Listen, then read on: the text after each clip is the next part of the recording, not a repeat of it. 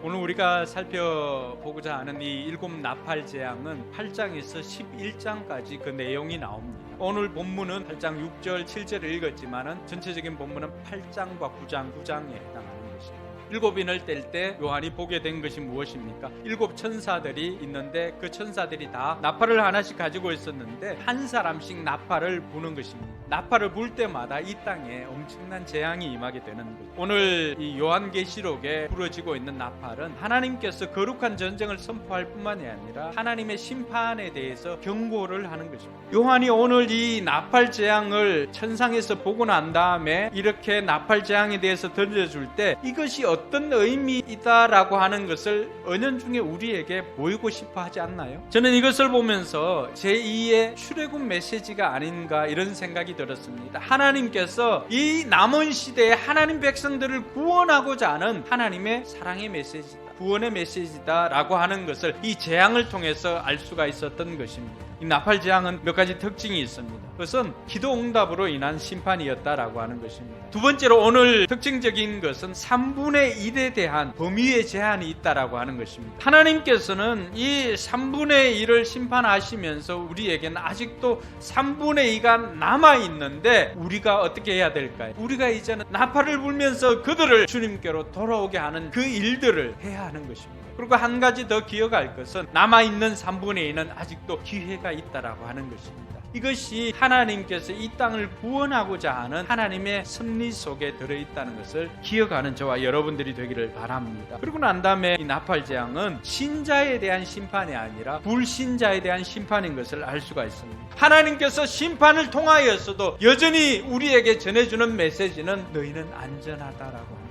그래서 이 땅을 심판하시는 하나님 앞에 저와 여러분은 어떻게 살아야 할 것인가를 말씀을 통해서 살펴보고자 합니다. 그 첫 번째는 우리의 소속을 확인하고 하나님을 찬양하는 것입니다. 이 땅에 수많은 사람들은 뭘 위해 삽니까? 하나라도 더 소유하기 위해서 삽니다. 그러나 소유한 그것이 우리를 구원해 주는 것이 아니라 심판의 때에는 우리의 소속이 어딘가가 우리를 구원해 주는 능력인 것을 기억하시기 바랍니다. 우리가 어린 양께 속해 있는지, 내가 하나님 안에 속해 있는 사람인지 이것을 기억하는 것입니다. 두 번째는 공동체와 함께 승리하는 것입니다. 곳곳에 재난이 임할 때 하나님 품 안에 있지만 우리도 여전히 고난 가운데 있습니다. 그런데 이 고난 가운데서 버티고 이길 수 있는 비결은 우리가 혼자가 아니라고 하는 것입니다. 고난을 이기는 힘은 혼자가 아니라 함께할 때 이길 수가 있습니다. 마지막으로 살펴볼 것은요, 우리가 이 심판의 때 회개하며 하나님 앞에 기도하며 살아야 할 것입니다. 날마다 우리를 거룩한 하나님의 백성답게 사는 훈련을 하는 것입니다. 뿐만 아니라 이 땅에 아직도 구원받아야 할 수많은 사람들에게 우리가 나팔이 되어서 회개하며 돌아오라고 외쳐야 할 것입니다. 사랑하는 성도 여러분 삶을 통해서 경험한 그 하나님 그 이야기를 해주면서 많은 사람들에게 이 어려운 때에 하나님께로 돌아오라. 수고하고 무거운 짐진 자들아 다 내게로 오라. 내가 너희를 쉬게 하리라. 쉼과 안식을 예비하고 준비하고 있음을 말씀해 주시면서 하나님께로 우리 가족들을 초청하는 저와 여러분들이 되기를 주님의 이름으로 축복합니다.